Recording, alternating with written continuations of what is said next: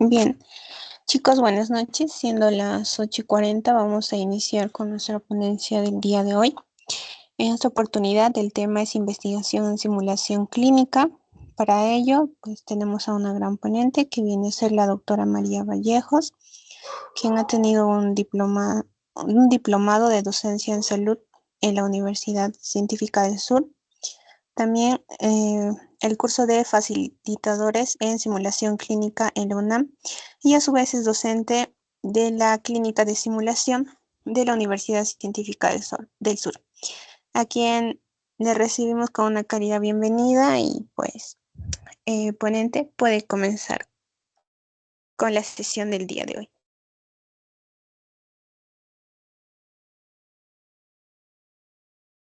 Buenas noches, ¿qué tal? ¿Se me escucha? ¿Me podrían confirmar, por favor? Sí, doctora, se le escucha bien. Ok, voy a prender mi cámara rapidito.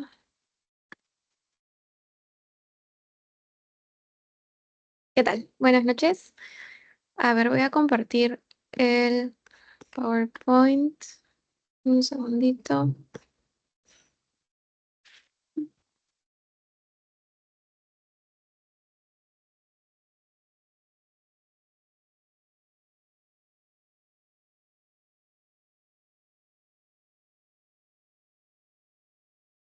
A ver. Uy. A ver.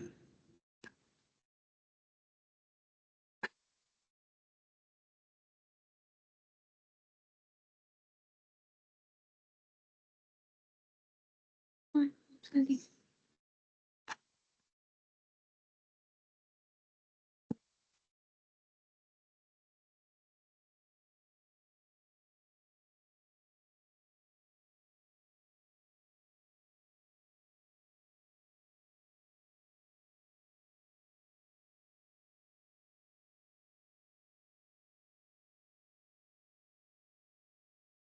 A ver, creo que ya logré para que se comparta.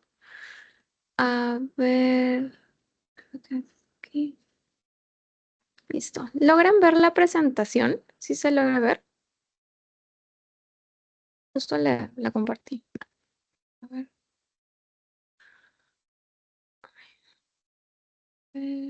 No, No, ya, a ver.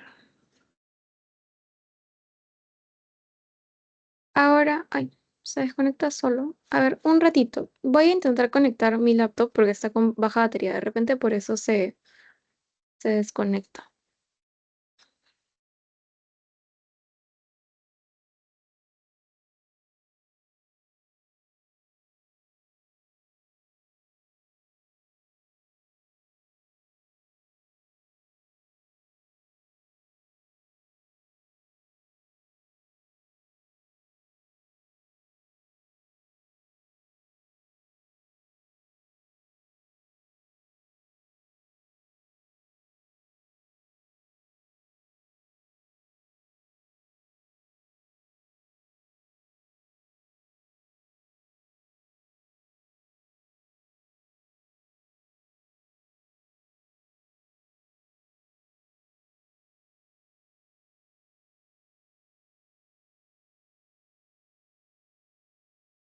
Creo que ahora sí. ¿Me confirman si ya se ve, por favor?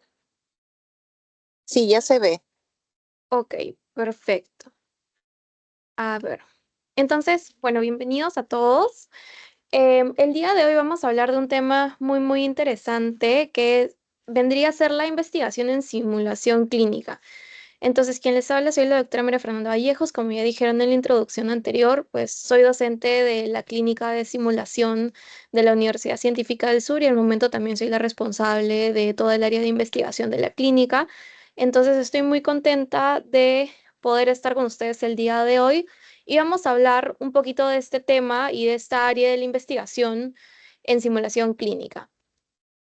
Entonces, hoy día vamos a hablar un poquito de los fundamentos de la simulación clínica. Vamos a hablar también del diseño y metodología en investigación de la simulación clínica y cuáles son los retos actuales y las perspectivas futuras de la investigación en toda esta rama de la simulación clínica que generalmente es el futuro. Entonces, hablemos un poquito de los fundamentos de la simulación clínica.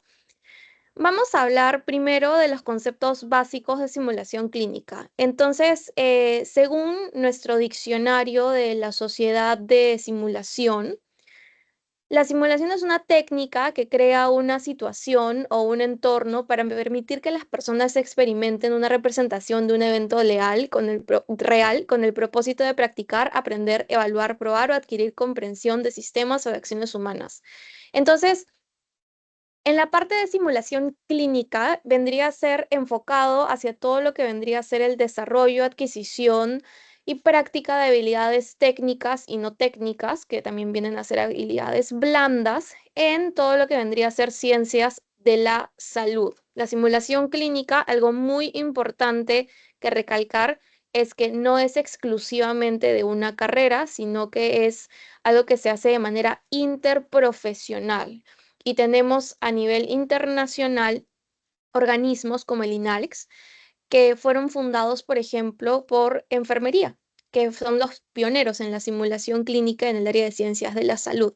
Entonces, la simulación clínica, algo muy bonito, es que nos ayuda también a este entorno de interprofesionalidad, desarrollo de habilidades técnicas y no técnicas. Y eso lo vamos a hablar de ahí un poquito más en los estudios que les voy a mostrar. Entonces, la simulación clínica, muchos de ustedes la viven ahorita en la universidad como parte de su malla curricular. Hasta ahora, donde yo tengo entendido, la mayoría de universidades lo implementan en el área ya de clínicas, posterior a las preclínicas que vendrían a ser todos los cursos de anatomía, fisiología. Pero ¿dónde se ubica la simulación clínica según la ciencia de la educación? Les traje esto un poquito, que es la pirámide de Miller, que en realidad viene a ser la base de cómo nosotros desarrollamos distintas competencias. Entonces, la base de la pirámide de Miller es el saber, ¿no? La parte teórica. De ahí ustedes aprenden a saber cómo se hace algo. Entonces, por ejemplo, pongamos que yo quiero una competencia en ustedes que sea, por ejemplo, diagnosticar y tratar una neumonía.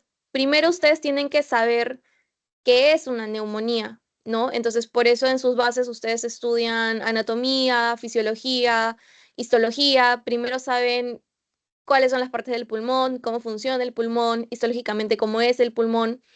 Y de ahí nos vamos un poco a la parte de sabe cómo, ¿no? Empezamos a ver la parte de fisiopatología, patología, de cómo las enfermedades, los patógenos actúan a nivel pulmonar, y cómo se desarrollan los signos y síntomas de una neumonía. ¿En dónde entra la simulación? En el demuestra cómo o en el demostrar, porque acá es donde nosotros en la simulación nos introducimos para que ustedes en escenarios totalmente controlados puedan demostrar cómo es que ustedes con las habilidades anteriores que han adquirido saben cómo pueden identificar una neumonía. Y el último paso de la pirámide de Miller es el hacer, ¿no? Ya cuando ya ustedes se exponen a lo que vendría a ser el campo clínico real y ya hacen el diagnóstico. Entonces, la simulación está dentro de esta pirámide de Miller como el paso previo a lo que ustedes ya vendría a ser la exposición como profesionales. Y eso es algo súper fuerte de la simulación clínica que nosotros en ambientes controlados podemos hacer que ustedes aprendan y perfeccionen las competencias que van a hacer que cuando se expongan al ambiente real puedan hacerlo de la mejor manera. Entonces, pirámide de Miller con la simulación clínica, pues demuestran cómo. ¿Cuál es la importancia de la simulación clínica en la formación médica, ¿no? Como estaba mencionando antes, pues garantizamos primero la seguridad del paciente. Hablé un poco de las competencias técnicas, pero también mencioné las competencias no técnicas. Entonces, ¿cómo es que garanticemos la seguridad del paciente? Pues primero asegurándonos que tengamos alumnos que sepan cómo interactuar con un paciente y eso lo hacemos en los escenarios de consultorio, los podemos hacer en los escenarios de hospitalización, en los escenarios de alta fidelidad, como pueden ser partos, shock trauma. Por ejemplo, aquí hay una foto de unos alumnos atendiendo un parto. Entonces, garanticemos la seguridad del paciente formando a médicos que al ser expuestos a ambientes lo más parecidos a la realidad, pero en un ambiente controlado, no estamos exponiendo al paciente real a que los errores que los alumnos cometen creen un impacto genuino. Entonces, todo lo que pasa en la simulación no tiene un impacto real negativo. Y eso garantiza la seguridad del paciente en un futuro, porque todo lo que nos equivoquemos en las salas de simulación no va a repercutir en un paciente real. Y poco a poco podemos ir modificando esto para que cuando ya nos expongamos a un paciente real, pues no hagamos estos errores. Potencia el aprendizaje experiencial. Ya saben que tenemos distintas teorías del aprendizaje, pero la simulación potencia bastante todo lo que es el aprendizaje experiencial. Cada vez que yo vivo algo, me voy a acordar un poco más de esto, entonces eso es algo que bastante refuerza la simulación. Desarrollamos competencias técnicas y humanas, ¿no? No solo es la parte de conocimientos ni de técnicas, sino que también cómo yo interactúo con el paciente, interactúo con el medio, cómo es que yo comunico las cosas a mi paciente, cómo es que yo hago sentir a mi paciente. Entonces, todas esas cosas las podemos abarcar en la simulación. Permite también bastante una evaluación objetiva, ¿no? Nosotros en simulación nos guiamos mucho de rúbricas de cotejo, de los ECOES. Mejora la transferencia también al entorno real, ¿no? En muchos centros de simulación, o aunque sea en nuestra clínica de simulación, tenemos centros que se asemejan muy, muy a la realidad de lo que vendrían a encontrar en un hospital, tanto sea sala de hospitalización, un consultorio, sala de partos, UCI. Todo eso se asemeja a lo que ustedes van a introducirse en la vida real. Entonces, a la hora de que llegamos al hospital, pues ya estamos familiarizados con un par de cosas, más o menos ya podemos saber cómo nos vamos a mover, qué reglas hay. Entonces, no hay ese choque que había antes. La simulación también fomenta la investigación y eso es justo lo que vamos a abarcar dentro de poquito. Y pues se adapta a múltiples contextos educativos, eso también es otro tema, pero también se adapta mucho la simulación a escenarios en donde no hay muchos recursos y también donde hay más recursos. Entonces, la simulación también es bastante versátil. Vamos a hablar ahora un poquito del diseño y la metodología en investigación de simulación clínica. Y ya hemos hablado un poquito de qué es simulación clínica, cuáles son todas las ventajas que tiene, dónde se posiciona en nuestros estadios del aprendizaje. Y ahora ya vamos un poquito al tema central de la charla del día de hoy, que es cómo es que la simulación clínica nos ayuda a enriquecer la parte de investigación. Pues de muchas formas. Primero, la simulación clínica dentro del margen educativo de hoy en día sigue siendo relativamente nueva, sobre todo en países del tercer mundo. Si tomamos una línea como desde el inicio de los tiempos hasta el día de hoy, la simulación clínica sigue estando, entre comillas, en pañales, por así decirlo. Entonces, seguimos mucho investigando la forma en la que la estamos aplicando y qué ventajas puede traer en el mundo educativo y cada vez más y más por un tema de demandas, de plazas en hospitales y bajas plazas en hospitales para ofrecerse, estamos más y más em, implementando la simulación clínica para que todos los estudiantes de medicina puedan tener la experiencia más cercana a lo que vendría a ser, porque como ustedes ya saben, hay un montón de restricciones el día de hoy. Las plazas en hospital no aumentan, pero sí las promociones de medicina y la demanda de rotaciones en hospital también aumenta. Sin embargo, las plazas no aumentan, entonces no es equitativo. Y ahí es donde la simulación entra bastante firme como una herramienta para poder acercarlos a lo que vendría a ser prácticas en hospital también. Entonces, la simulación clínica sigue en pañales, sobre todo acá en Perú también, y me gustaría mostrarles sigue en pañales, entre comillas, cómo es que se ve ahorita si es que ustedes hacen una búsqueda en PubMed, estudios de simulación clínica, ¿no? Esta es una foto así que puse en PubMed, puse Clinical Simulation, ¿no? Y vean desde el inicio de todos los tiempos, ¿no? Que lo tomen acá como 1881, todo bajo, hasta más o menos acá 1980, en donde empezaron a fuertemente recién iniciar los primeros simuladores, las primeras incidencias en lo que vendría a ser simulación clínica y cómo es que en las últimas décadas recién la simulación clínica, vean toda la incidencia de estudios que hay, porque la simulación clínica está creciendo también exponencialmente al pasar de los años. Entonces, hay muchísimo campo que hacer, muchísimo campo que investigar y por eso les traigo esta tabla que son los tipos de estudio que nosotros podemos hacer en el área de simulación clínica, ¿ok? Sí me gustaría de nuevo mostrarles la imagen. Vean cómo es que está todo llano y recién en las últimas décadas vemos este pico de la investigación en simulación clínica. Entonces, ustedes ya en toda la parte de metodología, pues han estudiado todos los tipos de estudios. Más o menos he querido traerles varios ejemplos de cómo es que los tipos de estudios se adecúan para la simulación clínica. Entonces tenemos estudios de tipo descriptivos, observacionales, tenemos estudios cuasi experimentales de intervenciones, tenemos estudios de ensayo clínico aleatorizado, estudios de validación de instrumentos, estudios cualitativos, estudios mixtos también, estudios de implementación, mejora continua y estudios de innovación tecnológica. Los que más clásicamente vamos a ver en simulación clínica, que tienen mucha tendencia, son estudios descriptivos, ensayos clínicos aleatorizados, estudios muy fuertes que vamos a ver el día de hoy, son la validación de instrumentos y siempre la innovación tecnológica va a ser algo súper importante, sobre todo con el nacimiento de la inteligencia artificial este último tiempo, la forma en la que estamos implementando la inteligencia artificial para cambiar la forma que nosotros les estamos enseñando a los alumnos y cómo la inteligencia artificial nos ayuda también a crear mejores escenarios de simulación genuinamente está rompiendo muchísimas barreras.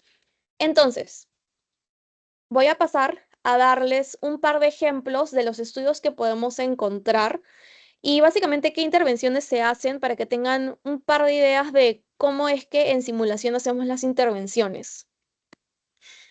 Entonces, estudios descriptivos o observacionales, pues podemos mediante encuestas, ¿no? Medir distintas cosas.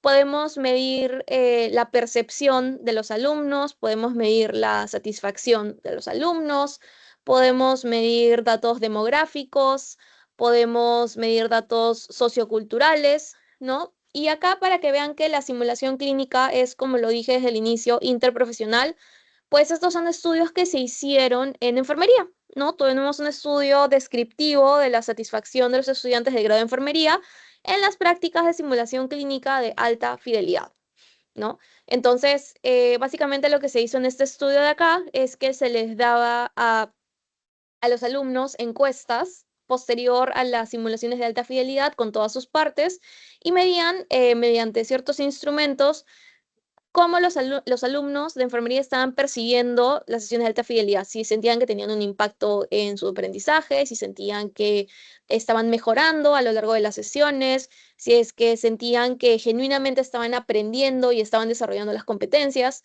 Entonces, esos estudios descriptivos ayudan bastante porque también nos ayudan a medir qué tanto nuestro alumnado, ¿no? está percibiendo de manera tanto sea positiva o negativa lo que estamos haciendo en la simulación. Entonces son estudios técnicamente un poco más sencillos de hacer, ¿no? Porque estamos midiendo conceptos de percepción descriptivos y en realidad son bastante publicables también. Entonces si les interesa por ese lado, pues son excelentes proyectos de tesis también. Hay varios estudios descriptivos que se están llevando a cabo en la clínica de simulación, aunque sea, y pues son bastante factibles, son bastante publicables y también nos ayudan a nosotros en la misma clínica saber que también estamos haciendo las cosas, ¿no? Porque nosotros podemos pensar que lo estamos haciendo muy bien y de repente el alumnado tiene otra opinión, ¿no? Entonces también nos ayuda a saber cómo estamos haciendo las cosas y son estudios muy buenos. De ahí tenemos otros estudios, ¿no? De Arabia Saudita, ¿no? ¿Cuál era la percepción de los estudiantes de enfermería con la simulación clínica que estaban llevando a cabo, ¿no? Entonces, vean que tenemos en distintas partes del mundo, ¿no? Estos tipos de estudios y sirven bastante. Vamos a la siguiente diapositiva. Tenemos ensayos clínicos aleatorizados o en inglés Randomized Controlled Trials. Em, por ejemplo, este artículo que me gustó bastante, que es de la Universidad de California de Irvine, hicieron básicamente intervenciones en donde medían la resucitación cardiopulmonar, un versus entre los que fueron enseñados con simulación versus los que siguieron un entrenamiento de tipo estándar o más clásico. Entonces, acá lo que me dieron fue qué tanto la simulación puede mejorar las habilidades en la resucitación cardiopulmonar de las personas que están llevando los cursos, ¿no? Versus las que llevan con un método clásico. Y encontraron que las personas que eran expuestas a la simulación tenían mejores resultados y seguían mejor el paso a paso de lo que vendría a ser las indicaciones de la AJA a comparación de los que eran enseñados con el método estándar. Entonces, también podemos utilizar ese tipo de estudios para reforzar lo que estamos haciendo y darle un poco más de ese empuje a cómo la simulación genuinamente impacta en el aprendizaje, ¿no? Sobre todo eso que decíamos del aprendizaje experiencial. Son estudios un poco más largos de hacer, un poco más tediosos de hacer porque tenemos que tener una intervención grande. Hay que tener también, siempre acuérdense que cualquier estudio tiene que tener la aprobación del comité de ética. Entonces tienen que saber desde el momento que entregan el protocolo, estar muy bien descrito qué tipo de intervención desean hacer, coordinar la intervención, ¿no? Porque podemos estar dictando el curso, pero se tiene que coordinar cómo hacer la recolección de muestra, qué instrumentos se van a medir para hacer la recolección de muestra, pero son estudios bastante potentes. Este estudio de acá, ¿no? Que es del BMC Medical Education, se hizo una intervención para lo que vendría a ser el entrenamiento de la lectura y la visualización de imágenes angiográficas coronarias. Y utilizaron, ¿ok? Escenarios de simulación para ver qué tanto impacto tenía el escenario simulado con el aprendizaje de los alumnos de la lectura de estas angiografías. Y pues de nuevo, ¿no? Vieron que el entrenamiento con simulación complementaba muy bien los métodos tradicionales de la lectura de este tipo de imágenes y que tenía un grande impacto, sobre todo en poblaciones de residentes. Entonces, es bastante interesante todo lo que se puede hacer de intervención con simulación clínica. Básicamente todo lo que vean ustedes que se está haciendo de forma clásica y que se podría intervenir con simulación, pues se puede hacer, es estudiable. Este tipo de estudios, como ya dije, es un poquito más tedioso porque tienes que tener una población muy bien definida, tienes que tener los tiempos muy bien definidos de cómo se va a intervenir a la población. Tienes que tener una muestra significativa para que tu estudio funcione. Y pues tiene que haber bastante gestión de cómo se va a recolectar la muestra, porque no es un proceso corto, ¿no? Este es un proceso bastante largo, pero son estudios bastante fuertes. En lo que vendría a ser validación de instrumentos, y esto sí es súper fuerte, y a todos los que les interese esta parte, en realidad es bastante bueno. Para lo que hablamos de validación de instrumentos es que a la hora de que nosotros evaluamos, ¿no? Em, el peso del instrumento radica en qué tan certero es mi instrumento para medir lo que quiero medir, si me hago entender.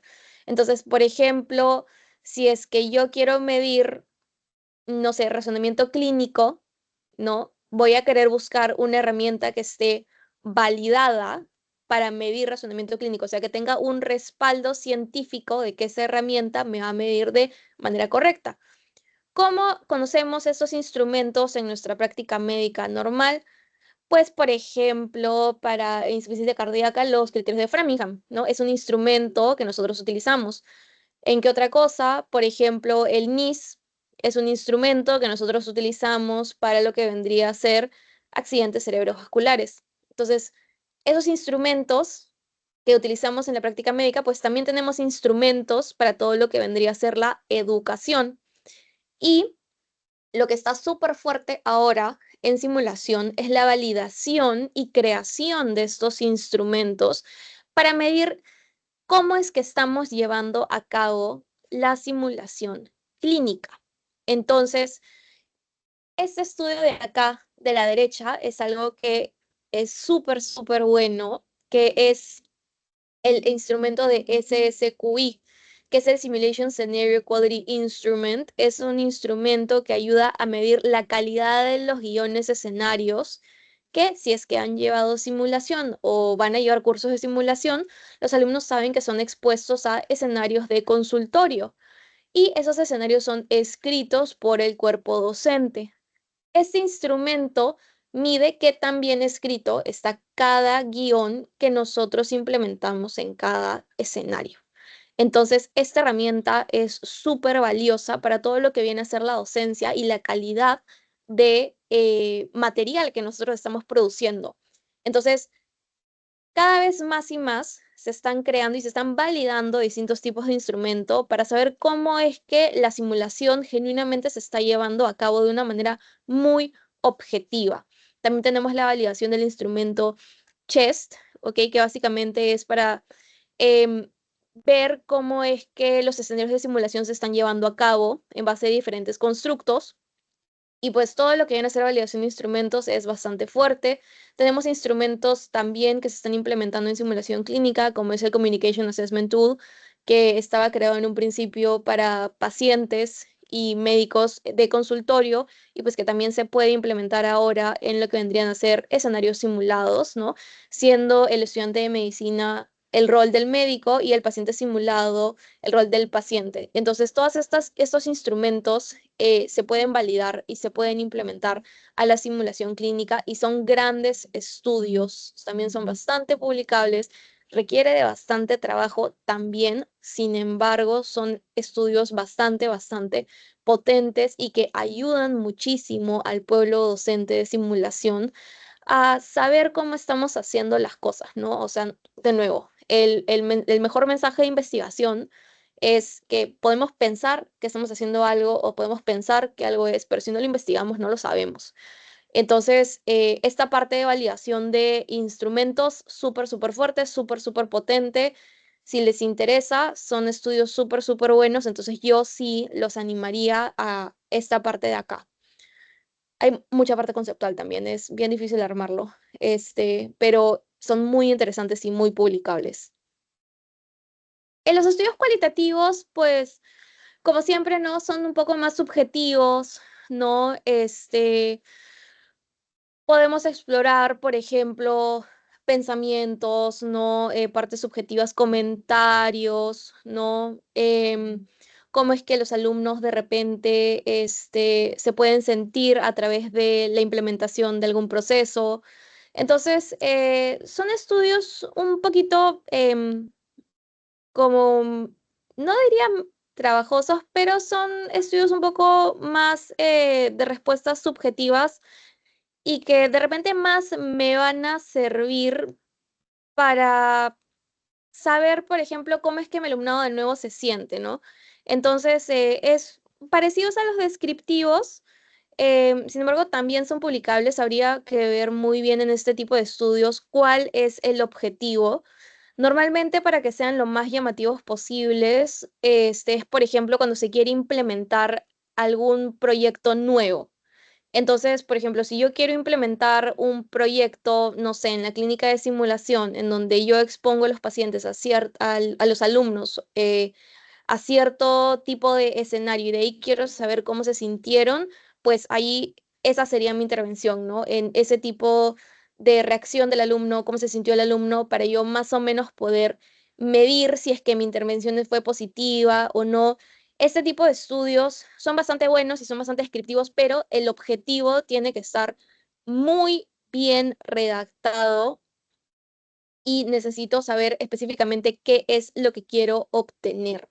Entonces, de nuevo, no son malos estudios, solo que tu objetivo tiene que estar muy bien planteado, también para que sea llamativo y sea publicable si es que lo que desean es publicar, ¿no? Entonces, yo no lo descartaría, solo que sí les diría que tengan las bases del planteamiento de objetivos bastante claras. Y esta parte de acá, que es genuinamente el jugo de la sesión de hoy día, la parte de innovación tecnológica es súper grande, súper potente, y yo sí los animaría a que si desean hacer intervenciones, pues se animen por la parte de innovación tecnológica. Con la inteligencia artificial, como les mencioné antes, pues se están rompiendo muchísimas barreras y la inteligencia artificial cada vez más y más está formando parte de la educación. Y solo es cuestión de tiempo until como que genuinamente we catch up.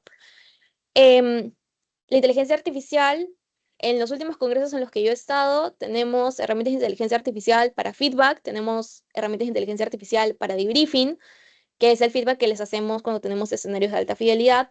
Tenemos herramientas de inteligencia artificial para evaluaciones, tenemos herramientas de inteligencia artificial para interacción con pacientes.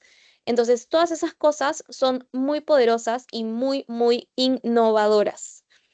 Entonces, por ejemplo, tenemos este estudio que tenemos em, herramientas de inteligencia artificiales que nos ayudan a, uno, hacer una simulación y dos, dar un feedback formativo. Entonces, básicamente, la interacción de este tipo de herramientas, la premisa era que el alumno pudiera de repente desde su casa, ¿ok? Interactuar con un paciente, hacer una simulación de un escenario, practicar la conversación, la anamnesis, y de ahí posterior al escenario, pues que la misma inteligencia artificial le dé un feedback a base de lo que han interactuado, sin la necesidad de que haya un docente, sin la necesidad de estar en la universidad, sin la necesidad de que el alumno se tenga que transportar para exponerse a un escenario de práctica. Entonces, este estudio innovador, bastante bueno, bastante poderoso, este, describe un poco de todas las cosas que podemos hacer con la inteligencia artificial y cómo es que también le podemos dar herramientas a ustedes, los alumnos, para que puedan practicar y puedan tener experiencias de simulación sin tener que salir de su hogar. Por otro lado, la parte de Large Language Models es algo también bastante fuerte. Tiene que ver con el ejercicio anterior, el estudio anterior también. Por ejemplo, modelos virtuales de realidad de inteligencia artificial que puedan permitir que el alumno tenga interacciones médico-paciente y que pueda seguir mejorando y practicando todas las competencias que tienen que ver con la anamnesis, solicitud de examen físico, incluso solicitud de laboratorios. Hay ahora herramientas de inteligencia artificial que nos pueden ayudar bastante en eso y sobre todo en la parte de feedback. El hecho de que ustedes, los alumnos, puedan tener herramientas de inteligencia artificial en las cuales no solo interactúan, sino que también automáticamente se les pueda dar un feedback estructurado, objetivo, con el cual ustedes puedan de ahí mejorar y repetir los escenarios una y otra vez hasta que tengan pulidas todas las competencias, es algo muy poderoso y es algo que se está estudiando bastante. Esto de acá, estos temas de acá que les comparto, es algo muy poderoso para todo lo que es investigación, porque se está haciendo bastante. Y es solo cuestión de tiempo de que ya se empiece a implementar en las universidades. Vámonos acá. Acá pegan. Bueno, bueno. Este de acá es de la revista del European Society of Medicine y hablan cómo es que la realidad aumentada y la inteligencia artificial son básicamente la nueva innovación para la educación médica. Entonces, ya sabemos el concepto de realidad aumentada, tenemos el concepto de realidad virtual mixta y ahora, para aumentar toda esta innovación de la realidad virtual y la realidad aumentada, viene la inteligencia artificial para mejorar aún más la experiencia de aprendizaje. Entonces, ¿qué es lo que estamos viendo hoy en día? Con cascos de realidad virtual, los alumnos pueden exponerse a pacientes que pueden ver, que también pueden tocar, que pueden examinar, pueden solicitar laboratorios, pueden medir presión, pueden hacer examen físico abdominal, pueden ver imágenes, pueden estar en un aula y de ahí pueden estar con el casco de realidad virtual en una emergencia y atender al paciente y todo eso sin que tengan que estar genuinamente en una emergencia, en un consultorio, en una hospitalización. Todo con realidad virtual apoyado en inteligencia artificial. ¿De qué formas? Por ejemplo, alimentando al avatar en el que ustedes están siendo expuestos para tener una conversación y tener una anamnesis, Em, la inteligencia artificial también interviene evaluando cómo se está haciendo la anamnesis, cómo se está haciendo el examen físico para dar al final un feedback. Entonces, toda esta parte de inteligencia artificial también con realidad inmersiva es totalmente poderoso, es muy, muy publicable porque tiene un impacto sumamente alto y sobre todo que si es que se ponen mucho las pilas en este asunto, pues son también trabajos altamente citables. Este, la verdad es que la cantidad de trabajos de este tipo que tienen todo lo que es simulación, inteligencia artificial, desde el año 2019 han tenido un pico extremadamente masivo. O sea, es impresionante la cantidad de estudios que en los últimos 5 años han salido en esta cuestión y es muy, muy poderoso. Justo de ahí les voy a explicar por qué es tan poderoso, porque yo gané un premio de una revisión sistemática de esto. Y en realidad, o sea, es súper, súper poderoso en la parte de innovación. Entonces, vámonos ahora, no todo es flores, ¿no? Vamos a ver cuáles son los retos actuales y cuáles son las perspectivas futuras de la investigación en simulación clínica. Pues en la parte de limitaciones, pues siempre hay rigurosidad. Rigurosidad, rigurosidad, rigurosidad. Todo diseño que ustedes vayan a hacer, todo protocolo, pues tiene que ser bastante sólido para garantizar resultados confiables y reproducibles en la investigación. Podemos tener muchísimas ideas, pero tienen que ser muy factibles, ¿ok? Y tienen que estar acoplados también hacia las líneas de visión de los centros de simulación o de las clínicas de simulación con las que ustedes quieran trabajar. Entonces, yo sí les recomiendo que si ahorita ustedes siendo alumnos desean hacer investigación en simulación, ya sea proyecto de tesis, ya sean proyectos porque desean publicar, pues hablen con el staff de los centros y de las clínicas para saber si es que la intervención que desean hacer es viable y es factible, ¿ok? Puede ser una excelente idea, pero si, por ejemplo, va a interrumpir la sesión de los alumnos, no va a ser viable ni factible porque la clínica va a priorizar que los alumnos tengan las sesiones completas.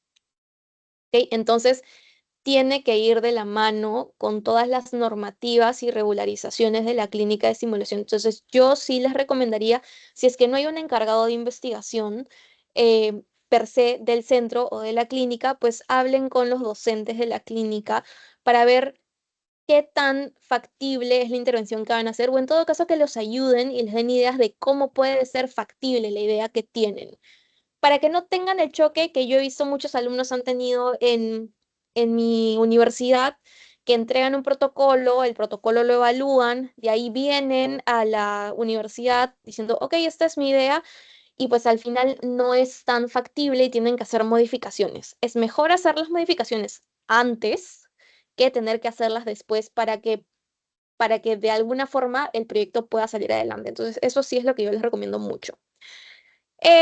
Lo que les dije también desde el inicio, tengan sus objetivos bastante claros, bastante específicos, no hagan generalizaciones porque puede perder bastante precisión y también ahí pierde la parte llamativa del estudio. Su estudio tiene que ser bastante objetivo y tiene que ser bastante específico.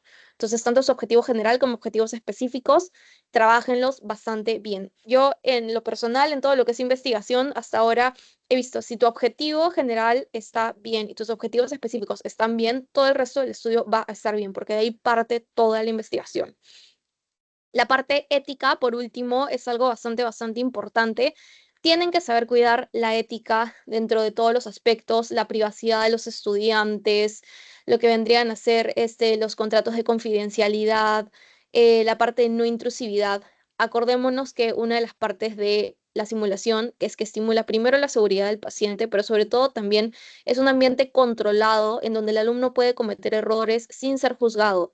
Entonces, esta parte ética que la misma simulación propone, pues es bastante importante también para la parte de investigación. Entonces, cualquier cosa que pueda ser muy intrusiva en la simulación de los alumnos y que pueda dañar esta parte de la confidencialidad y de el error que pueden cometer los alumnos sin que hayan consecuencias, pues sí hay que cuidarla bastante en la parte de simulación. Entonces tengan eso bastante, bastante presente. ¿Qué es el futuro? Pues la integración de las nuevas tecnologías, como les dije, la parte más poderosa, ¿no? Lo que les dije antes, la realidad aumentada, inteligencia artificial y todo lo que vendría a ser simulación por computadora, ¿no?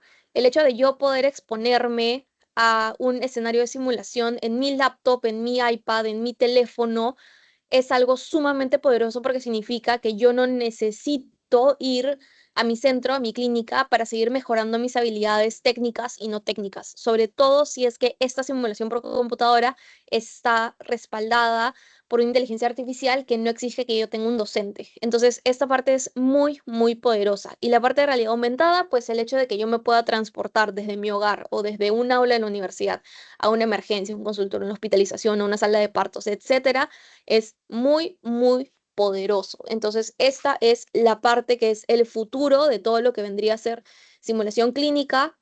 Yo sí, si les interesa genuinamente entrar a parte de simulación, a esta parte yo le daría muchísimo punche, muchísimo, muchísimo punche. ¿Qué otras cosas podemos hacer? La colaboración interdisciplinaria que va de la mano con lo que yo les comentaba antes, que la simulación en realidad no es exclusiva para ninguna carrera. La simulación es algo interprofesional e interdisciplinario. La simulación aplica para todas las carreras de ciencia de la salud: psicología, farmacología, obstetricia, enfermería, medicina. Entonces es algo interprofesional. Y algo que no hay mucho, pero que es el futuro, es la educación de ciencias de la salud interprofesional. Exponerlos a los alumnos a que puedan, en distintos escenarios controlados, saber, ¿no? Y desarrollar competencias del trabajo en equipo interprofesional, ¿no? Exponer a un alumno de medicina con un alumno de enfermería, un alumno de obstetricia, de repente en un escenario de parto, y que todos cumplan su rol profesional en ese escenario y que sepan interactuar. Porque cuando vamos al hospital, ¿no? De estar en un ambiente donde solo estoy con médicos y de ahí voy al escenario real, de la vida real, en donde yo tengo que interactuar con toda una serie de carreras, pues genuinamente el futuro en la simulación también está en la educación interdisciplinaria. Entonces, esta parte de acá es bien poderosa. La parte de implementación de simulación interprofesional, pues aún acá, aunque sea en el Perú, sí está recién en nacimiento. En la científica estamos, queremos implementar bastante de lo que es educación interdisciplinaria en las carreras. Y la verdad es que no sabría decir de las otras universidades, pero esto sí es el futuro, sigue en pañales, pero si les gustaría ir haciendo investigación sobre ese tema, pues es algo bastante, bastante poderoso, ¿no? La adaptación de estilos de aprendizaje, pues esto más que todo es ciertas conclusiones que yo también he puesto, ¿no? Sobre todo si es que tienen la oportunidad de la parte de la tecnológica, pues la simulación se adapta para distintos tipos de aprendizaje.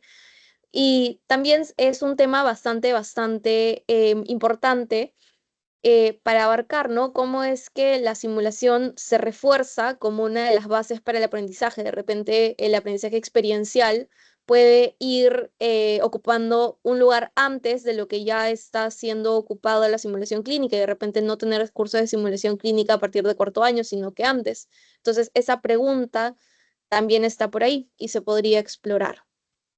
Y la parte de la evaluación precisa de competencias, pues con la parte de la validación de herramientas, eso es algo que vamos a estar asegurando bastante y de nuevo para invitarlos a que esta parte de validación de herramientas es muy, muy poderosa en la investigación. Entonces, en conclusiones, ¿no? Ya sabemos que la simulación clínica es vital para los profesionales de la salud. Los exponemos con la simulación clínica a escenarios controlados en donde pueden cometer errores y no hay una consecuencia real con un paciente, así primordializando la seguridad del paciente ante todos. Tenemos muchos avances de investigación con simulación clínica, sobre todo en los últimos 20 años, y pues las investigaciones solamente van a seguir creciendo y seguir avanzando, y si pueden ustedes ser los pioneros en la investigación de simulación clínica, pues muy bienvenido sea, son estudios altamente publicables Y pues al final de cuentas, toda investigación en simulación clínica va a mejorar la calidad y seguridad no solo del estudiante, del futuro profesional y de los pacientes, sino que también de todas las instituciones, ¿no? De la calidad de médicos que estamos produciendo, de la calidad de profesionales de la salud en general que estamos produciendo y de la calidad de docentes que tenemos. Entonces, todos estos estudios en simulación nos ayudan a nosotros a estandarizar y seguir mejorando la calidad de educación que brindamos. Mm, Estos son un par de fotos de este año.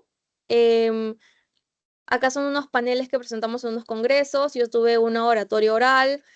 Acá estamos en un congreso en Colombia. He tachado el nombre del estudio porque aún está en puertas de desarrollo. Acá también estamos en un congreso y pues acá está el primer puesto que ganamos con el estudio de acá, que es el impacto de simulación clínica asistida por inteligencia artificial en la educación en salud, que justo fue un tema bastante innovador. Hicimos una revisión sistemática de cómo es que la simulación clínica apoyada por inteligencia artificial tenía un impacto positivo al alumnado que era expuesto a esta versus los escenarios de simulación entre comillas tradicionales sin inteligencia artificial. Entonces, como les dije, toda la parte de inteligencia artificial es bastante poderosa y pues genuinamente es el futuro en general de toda la educación. Y bueno, eso sería todo. Espero les haya gustado este tema de investigación con simulación clínica. Genuinamente es algo que a mí me apasiona bastante. En realidad es lo en lo que me estoy desempeñando casi al 100% en la clínica de simulación. Y pues si es que hubiera alguna pregunta o algún comentario, creo que tenemos aún 5 minutitos para eso. Así que dejo el podio abierto.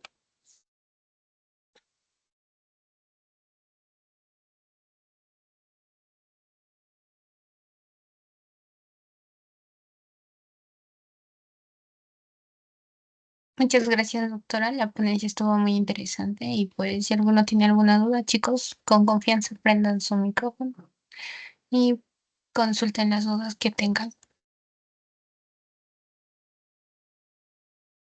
David, hay una pregunta de David. Sí, ¿se me escucha? Sí, sí se te escucha. Ya. A mí también, primero que nada, muchas gracias por la presentación. A mí me gusta bastante este tema de investigación en simulación.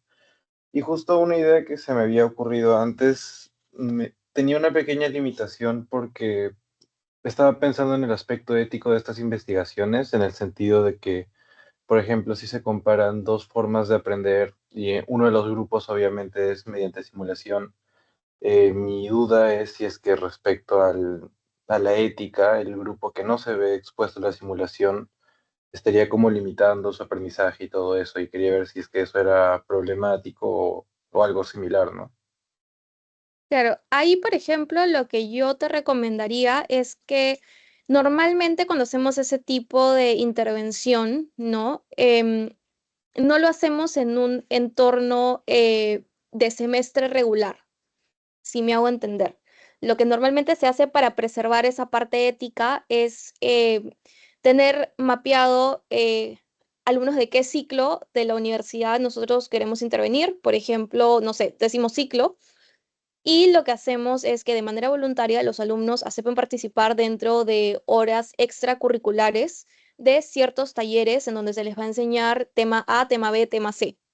Y a esos grupos se les divide en dos, ¿no? Y les hacemos un grupo de intervención, un grupo control, en los cuales a unos se les expone a cierto tipo de educación y a otros a otro tipo de educación, y de ahí vamos mediante las distintas sesiones recolectando la muestra y al final ya procesamos toda la data.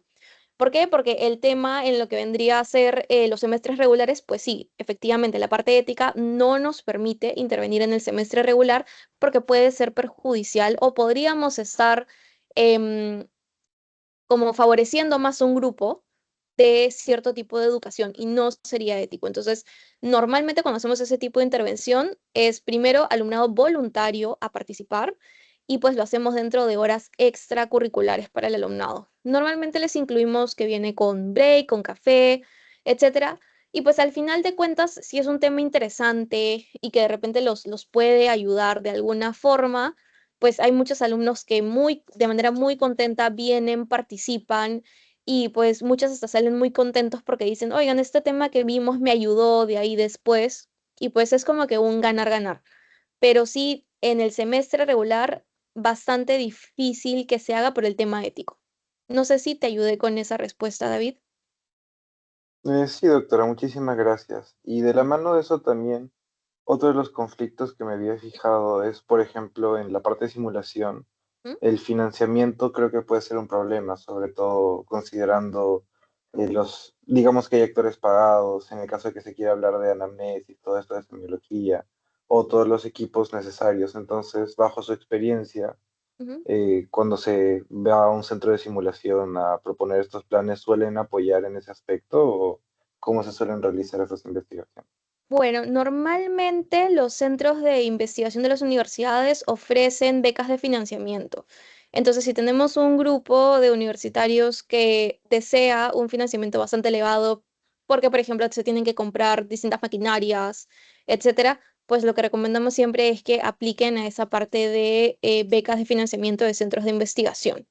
Ahora, va a depender mucho del tipo de intervención que se quiera hacer, porque a veces, si se puede intervenir, por ejemplo, en los escenarios de baja complejidad, en donde hay escenarios con anamnesis, con examen físico, y nosotros, por ejemplo, queremos recolectar muestra en distintas intervenciones, lo que hacemos de forma estandarizada es, por ejemplo, pedir el apoyo docente, ¿no?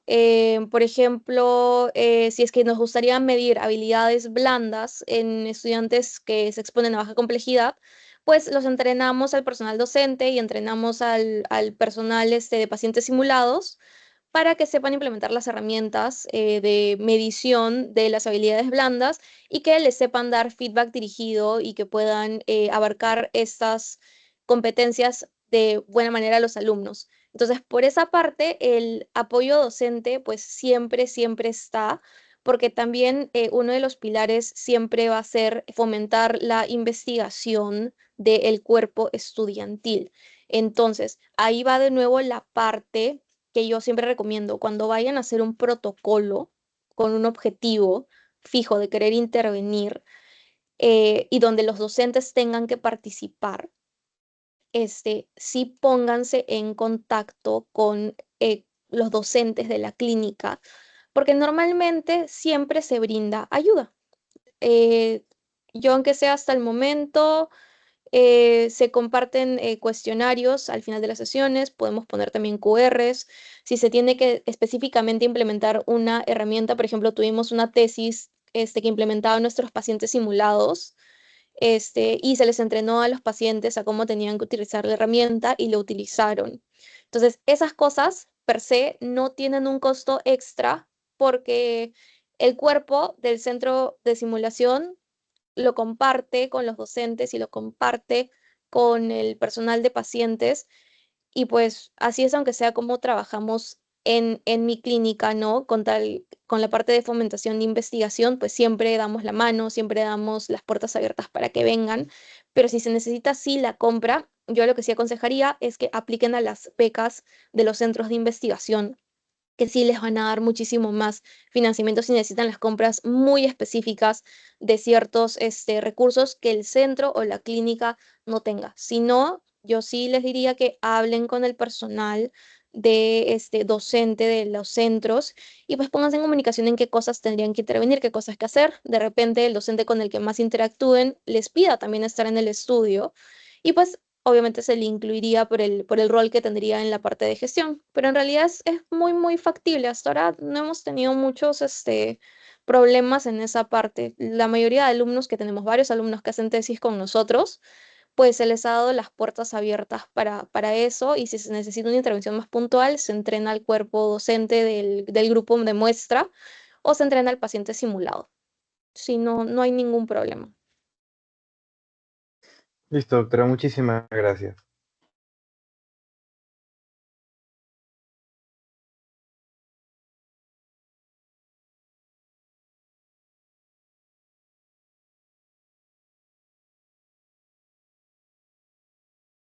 tenemos una pregunta de Yanela. No, doctora, que estaba preguntando si alguien más tenía alguna otra duda. Ah, ok. Pues justo ya son y 35. Entonces, no sé si hay alguna otra pregunta.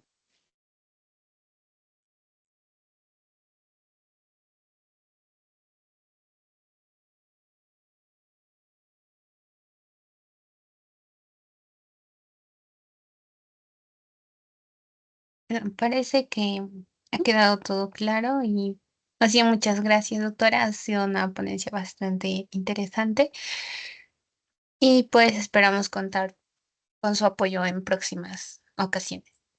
Listo, un gusto. Muchísimas gracias, ¿ah?